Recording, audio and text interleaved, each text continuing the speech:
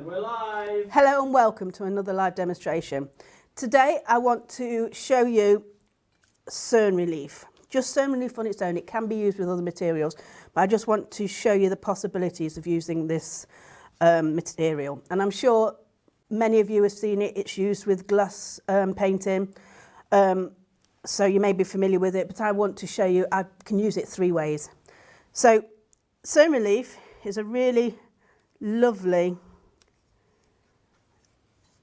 material. It dries, takes about an hour to dry, and once it's dried it stays raised. So it's those properties which makes it very useful in a number of different applications. So first one is here. I've used it to create barriers so I can pour colour in. So using it to create the barriers so the colour will not go over the edges, so I can isolate the colours. So using medium like the Pebeo Moon Fantasy range, which traditionally is a jewellery paint, but works great on canvases and other materials. So stirring is the key for this medium. And you just drop it in.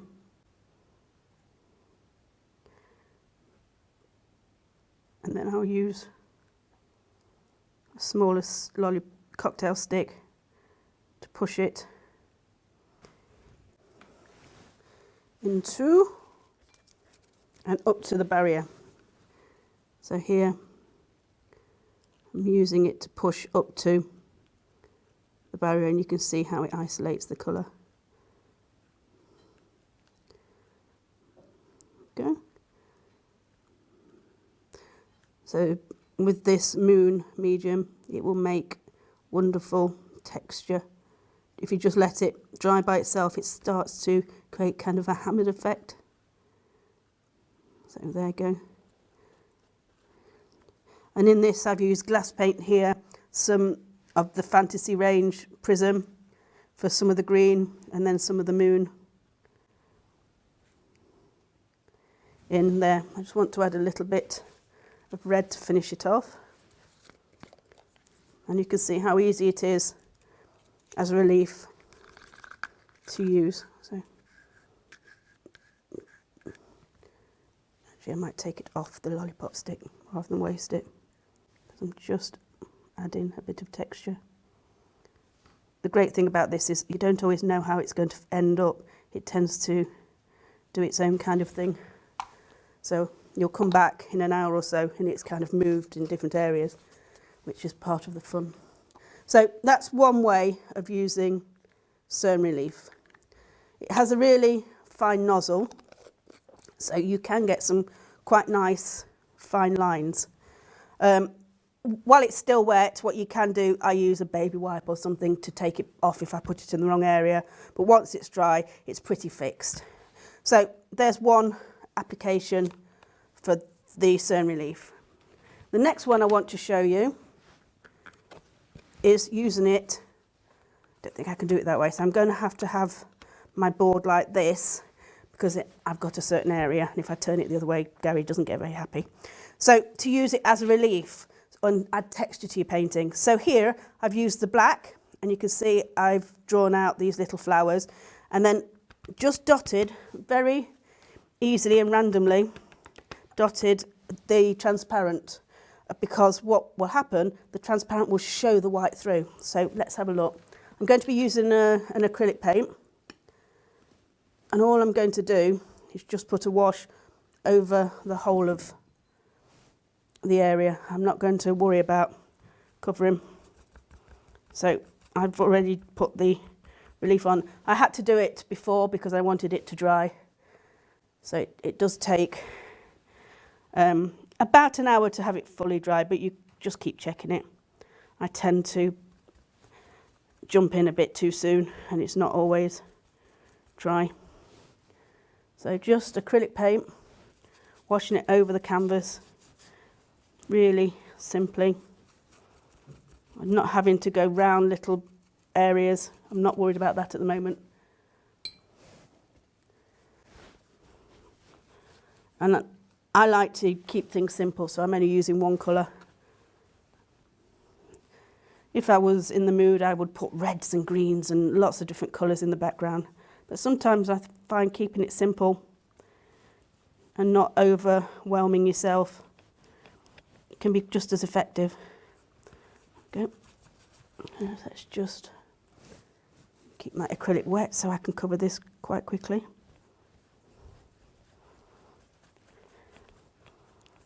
I'm probably using too small a brush because I can see I'm getting lines and stripes. This is where you do need to think about the size of your brush you're using. The bigger, often the much smoother effect you'll get. This was the first one I picked up. Not overly worried. If I want a really smooth finish, what I'll do is let that possibly dry and then keep working on it until I've got the effect I like.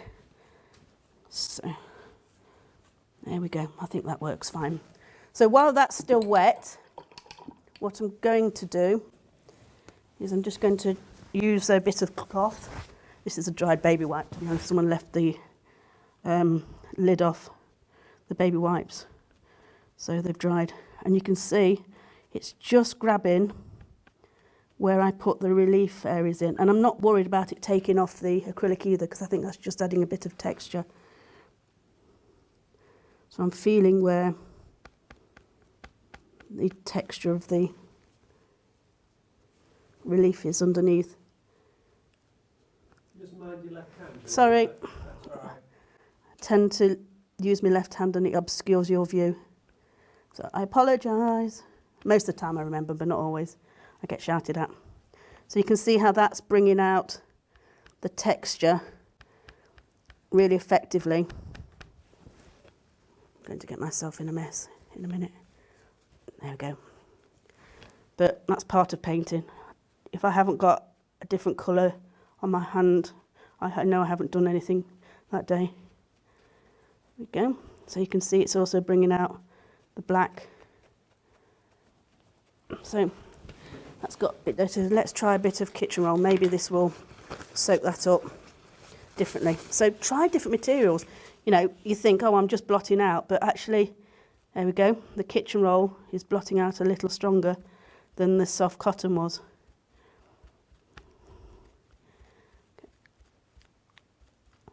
So sometimes if you think it's not working, just try something else. It might be the tools. Just need changing. I can rub into and rub off. There we go. If I really rub off now, you can start to see much whiter. That's as the acrylic started to dry a little bit more.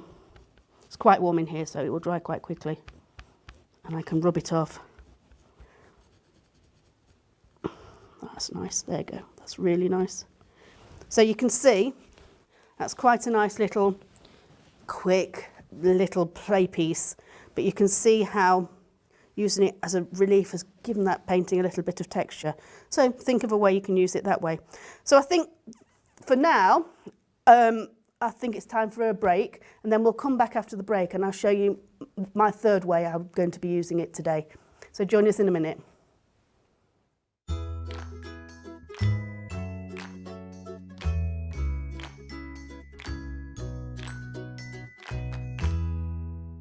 Let us bring out the artist in you. If you'd like to learn how to paint or improve your painting, the SAA, Society for All Artists, is here to inform, encourage and inspire you every step of the way. When you become an SAA member, you get so many benefits, including the free bi-monthly newsletter Paint, packed with inspiring step-by-step projects, fascinating articles, and detailed information to get your creative juices flowing. Discounts on over 13,000 art products featured on the SAA website and in the Home Shop catalogue, with free order line and free delivery in the UK mainland. A devoted SAA team on hand to answer your questions and give you the confidence and motivation you need to start painting and develop at a pace that suits you. Plus, a free welcome pack filled with gifts and practical help to get you started, as well as the opportunity to make friends with like-minded people. Best thing about being a MAP member is the inspiration from the magazines, to be able to purchase things at a very reasonable price. Yeah, you get the reduction on all the materials, the advice you get. I can shop from home. It's a community. It seemed like a very friendly sort of organisation. If somebody's thinking of joining, don't spend too long thinking. Just join. They'll love it.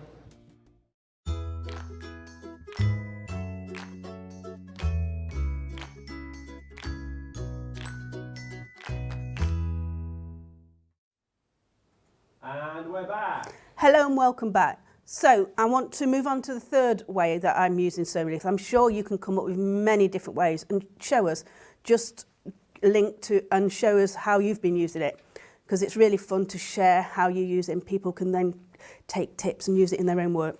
So the third way I'm going to use it is as a drawing tool. The nozzle's really fine, and so I find it's really nice as using it on top of a non-porous surface like this is glass paint with a bit of the moon and prism poured into a liquid panel. Let it dry, it takes 24 hours to dry, and then just using this on top of. So here's one I prepared using some of the moon and prism colours, and I've just actually using a white pen, just quickly sketched down some mice. And what I'm going to do is draw them out using the gold, because I like the gold. I think it's a really luscious colour. So really fine nib. What I do find, it does sometimes clog up because it's quite a viscous and thick medium going through a very fine hole. So what I do is make sure I clean from this end using a palette knife, and then I've got a pin, one which has got a ball on the end so I can hold it, and then just make sure I clean the nozzle quite regularly, and then it just continues to flow. And again, I tend to squeeze from the top and the middle, which is not really the best way to squeeze a tube, so I'm just learning to squeeze from the bottom just so it flows out much easier. So what I'm going to do is use this as a drawing tool, just checking how fine it's coming out. It was coming out earlier because I checked it. So you can see I use in a kind of a sketchy way. I might actually use some of the black on the eye. So I just put a few marks down just to give me an idea of where the mice were. And you can see here I'm using it for the fur. Sorry. Using it for the fur. And I won't cover the whole area. I think it's quite nice to see some of the shapes coming out behind it. A lot of drawing I like to incorporate, make sure the background fits with the subject. With this case, I'm going to leave some of the background showing through. I haven't put the eye in, so it's going to look a bit odd because I will need to jump into using the black. So let's go round here. Okay. What I have done, I've used this Cerne relief in a painting of a poppy, and you know the raised bits in the middle. I've just used it in a very dotty action and they stay raised, and the first thing people do is they touch and they feel, which is really nice because it's a real texture and it's a real, makes you want to just touch and feel. So that's really quite a nice thing about it. It stays raised, it has that touchable feel. So, again, I know it's going to look odd. It looks like it's going to have manic eyes because I'm not going to fill them in at the moment. So once this dries, which it will take an hour or so, depending on how thickly you put it on, you just want to feel and touch, which is nice. So I'm thinking about maybe leaving some area so it gives me a bit of shadow.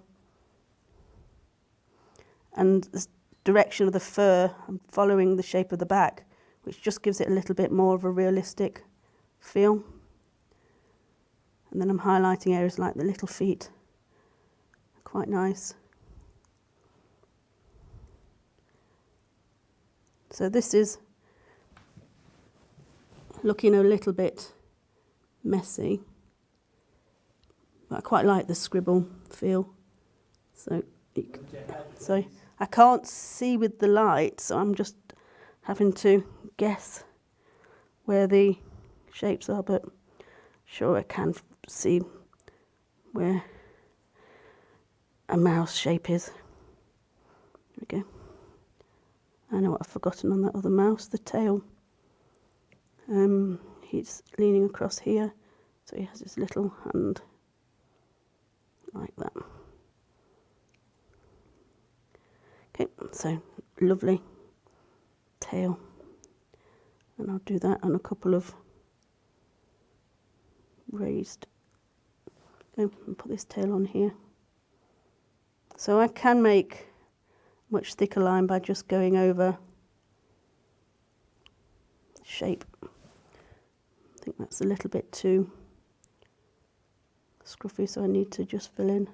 And you can see maybe on there how I'm getting a little bit of texture into the Cerne relief. So last mouse here. So he's looking across and he's having a bit of a scratch. So let's see if I can get some really fine lines on this one. I can't see the mouse behind there, so you can try and see there how I can get some really fine lines by just using this a little bit quicker. So I filled the other ones in, done quite thick on here and brought some texture out. Just used quite thick lines on the one in the background, but in the one in this foreground here, I'm going to be quite gentle to see how fine a line I can bring out. I think I've been a bit heavy-handed in the other two. And I know you can get some lovely fine marks with this. And that's what I want to show you. There we go, I think that's quite much finer. So you can see there how much finer line you can get. Just not fitting the fur onto the body, so I just need to have a little bit of a think about this. Okay, so I think that works well with the gold. So I'm just going to jump onto the black. Now this is a new black, so what I do need to do is I need to activate it. Just use the top of the lid and punch through. I'm hoping it doesn't go everywhere.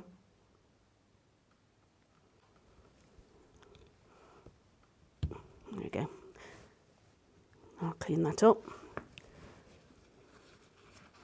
So you need to punch through to release the fluid, and then everything should be a go. So I'm just going to, you can see it running down the nozzle there, and I'm just going to fill in the eyes because you can get them quite raised. I'm just trying to shape them a little bit rather than little round balls. And I think that starts to bring things together a bit. I might add a bit more texture. Whiskers, of course. Not put whiskers on. There we go. Once the eye goes on, I think everything comes together a little bit more. And what I'll do, just add a bit more tone. Don't want to go round and outline, but I do want to just bring out some of the key features. This eye, nice and black. So that sits proud against, which if you look at mice, their eyes do tend to sit a little proud of the face. Lost a little bit here. See if I can get some fine whiskers. It looks a bit thick at the moment. No, they've gone a little bit thick. A bit of a nose.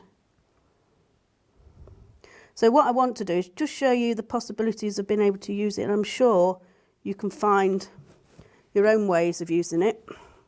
At the moment they're not sitting on anything, so I want to make sure that they sit on the floor. Here we go. So 3, not blind because I've just put their eyes in, 3 mice, using it as a sketching tool, using it as a relief, using it as a barrier and using it as a sketching tool. So that's Cerne relief, and I hope you enjoyed that. So join me again later in the week for another live demonstration.